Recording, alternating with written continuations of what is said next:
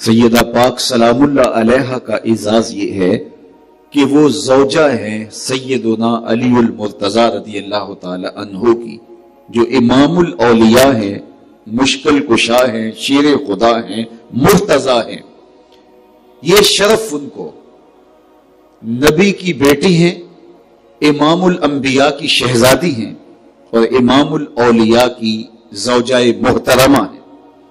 تیسرا اعزاز، مادر آں مرکز پرکار عشق، مادر آں قافلہ سالار عشق، عشق کے قافلے کا جو سردار ہے اور عشق کی پرکار کا جو مرکز ہے، حسین ابن علی، سیدہ فاطمہ الزہرا اس حسین ابن علی کی مادر مشفق ہے۔ یہ اعزاز، یہ تکریم ان کو حاصل ہوئی، یہ عزت اور وقار ان کے نام ہوا۔ اللہ اکبر۔ اب ذرا غور کیجئے، بیٹی ہیں تو امام الانبیاء کی، زوجہ ہیں تو امام الاولیاء کی، اور ماں ہیں تو امام الشہداء کی، اور خود جنت کی خواتین کی سردار۔ یہ شرف ہے سیدہ آمنہ سلام اللہ علیہا کا، جو انہی کا مقصود ہے۔ تو عزتوں کی جو مسند ان کو نصیب ہوئی وہ کسی اور کا مقصود نہیں ہے۔ آج میں اور آپ اس عالی مرتبت بارگاہ میں اپنی عقیدتوں کا خراج پیش کرنے کے لیے ادب سے سروں کو جھکائے ہوئے اور دلوں میں گداز اور نرمی لیے ہوئے، عقیدتوں کے چراغ روشن کیے ہوئے ان کے حضور اپنی نیازمندی پیش کر رہے ہیں، جن کے آنچل کو مہر و ماں نے بھی نہیں دیکھا تھا۔ تقدس کا روشن حوالہ، عزت اور آبرو کا استعارہ سیدہ زہرا سلام اللہ علیہا، کہ جن کا پاکیزہ وجود مخدرات اسلام کے لیے کامل، اکمل اور مکمل نمونہ ہے۔ مزرعہ تسلیم را حاصل بطول، مادراں را اسوائے کامل بطول۔ مکمل، کامل اور اکمل نمونہ خواتین کے لیے سیدہ پاک سلام اللہ علیہا کا بابرکت، پاکیزہ، تقدس مآب وجود ہے۔ جس بھی پیرائے میں دیکھو، امت کی رہنمائی کامل، اکمل طور پہ اس طرح سے ہوتی دکھائی دیتی ہے۔ اگر بیٹی ہونے کی حیثیت سے آپ دیکھتے ہیں تو باپ کے معاملات میں جس طرح سیدہ سلام اللہ علیہا نے ساتھ دیا، یہ تاریخ کا روشن باب ہے۔ جب آقا کریم علیہ السلام پر اوجریاں ڈال دی جاتی، اس وقت بالکل نو عمر تھی حضرت سیدہ زہرا سلام اللہ علیہا، ابھی بچپنے کی کیفیت تھی کہ دیکھتی ہیں کہ ان کے والد گرامی کے سر انور پر حق کہنے کی پاداش میں اذیتیں دی جاتی ہیں اور کفار کی جانب سے اوجریاں ڈال دی جاتی ہیں، تو وہ اشک بہا رہی ہیں اور حضور کے سر انور پر پانی ڈالتی نظر آتی ہیں۔ اور ہم احد کے میدان کے اندر سیدہ فاطمہ الزہرا سلام اللہ علیہا کی خدمات کو دیکھیں تو ہماری روح، ہماری زبان، ہمارے رویے، ہمارا عمل، پورا دین ان کے حضور خراج عقیدت اور خراج محبت پیش کرتا ہے۔ بیٹی کے لیے اپنے باپ کا عکس ہونا اور اس کی سیرت کو اپنی طبع میں سمو لینا، یہ اس کا اعزاز ہوتا ہے۔ ام المومنین سیدہ عائشہ رضی اللہ تعالی عنہا فرماتی ہیں، انداز گفتگو میں، نشست و برخاست میں، بولنے کہنے کے انداز میں نے کسی کو حضور علیہ السلام کے مشابہ سیدہ فاطمہ الزہرا سے زیادہ نہیں پایا ہے۔ وہ مکمل، کامل، عکس جمیل تھی حضور علیہ السلام کی سیرت کا۔ حضور کی طرح اٹھنا بیٹھنا، حضور کی طرح ہم کلام ہونا، اور آقا کریم علیہ الصلوۃ والتسلیم کی طرح انداز نشست و برخاست رکھنا،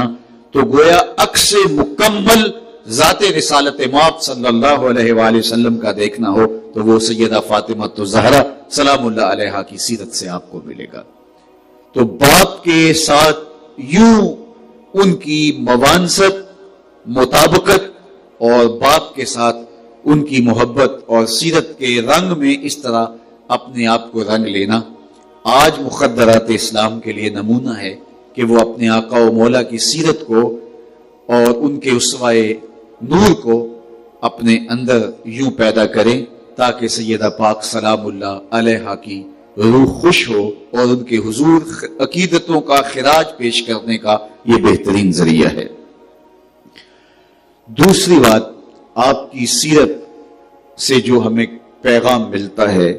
وہ شوہر کی اطاعت اور فرما برداری کا ہے۔ بڑے گھروں کی بیٹیاں جب شادی کے بعد سسرال جاتی ہیں تو وہ بہت ناز نخرے سے وہاں رویہ رکھتی ہیں کہ ہم تو عالی مرتبت خاندان کی چشم و چراغ ہیں اور ہم نے تو ماں باپ کے گھر میں کبھی کوئی خدمت نہیں کی تھی، کوئی کام نہیں کیا تھا، تو ہم یہاں شوہر کی خدمت کے لیے آئی ہیں۔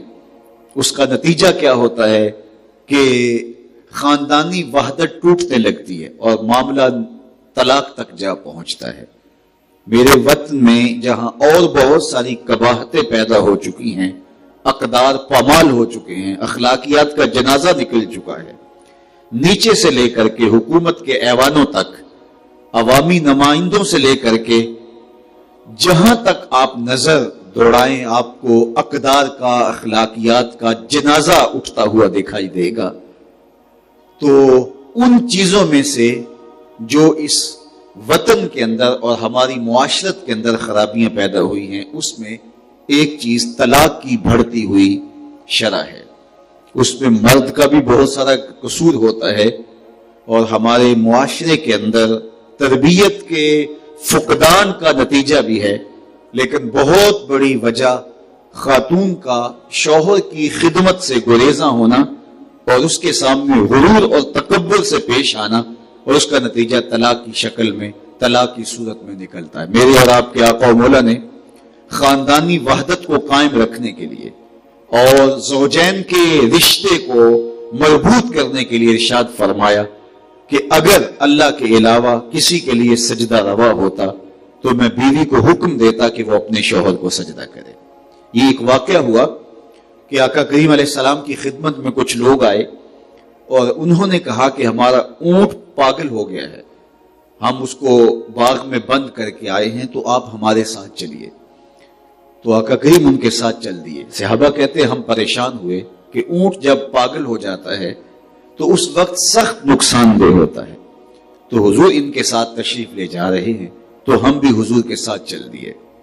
اللہ اکبر! سارے دردوں کا مداوا اور سارے دکھوں کا علاج اسی چوکھٹ پہ ہے۔ اگر آپ مجھے کہیں کہ ہمارے جانور کو کچھ ہے تو میں تو آپ کے ساتھ نہیں چلوں گا، میں کہوں گا کہ میں تو شعبے کا آدمی نہیں ہوں، لیکن ہر درد کا علاج، ہر دکھ کا درما اسی چوکھٹ پہ ہے۔ اللہ اکبر! حضور ساتھ چل دیے اور جب باغ میں پہنچے تو دوسرے کنارے پر اونٹ نے حضور کو دیکھا تو دوڑتا ہوا آیا۔ صحابہ فرماتے ہم ڈرے ضرور لیکن ادب سے کچھ کہہ نہیں پائے اور ہم اس خدشے میں تھے کہیں یہ حضور کو نقصان نہ پہنچا دے، لیکن جو ہی وہ اونٹ حضور کے قریب آیا تو اس نے اپنی پیشانی حضور کے قدموں میں رکھ دی اور سجدہ ریز ہو گیا۔ اس منظر کو دیکھ کر صحابہ کی آنکھوں میں پیار کے آنسو آ گئے اور برجستہ انہوں نے حضور سے عرض کی، نحنو احق ان نسجد للنبی صلی اللہ علیہ وآلہ وسلم، حضور یہ جانور ہو کے سجدہ کر رہا ہے، ہم تو آپ کے غلام ہیں، سجدے تو ہماری پیشانیوں میں بھی مچل رہے ہیں، اگر آپ اجازت دیں تو ہم زیادہ حق رکھتے ہیں کہ ہم آپ کے لیے سجدہ کریں۔ تو آقا کریم نے فرمایا کہ اگر اللہ کے علاوہ کسی اور کے لیے سجدہ روا ہوتا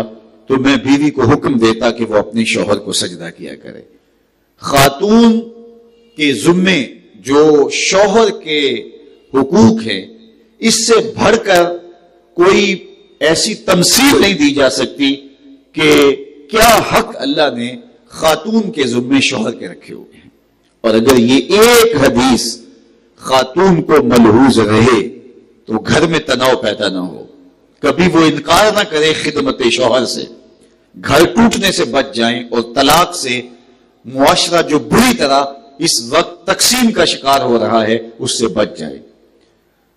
سیدہ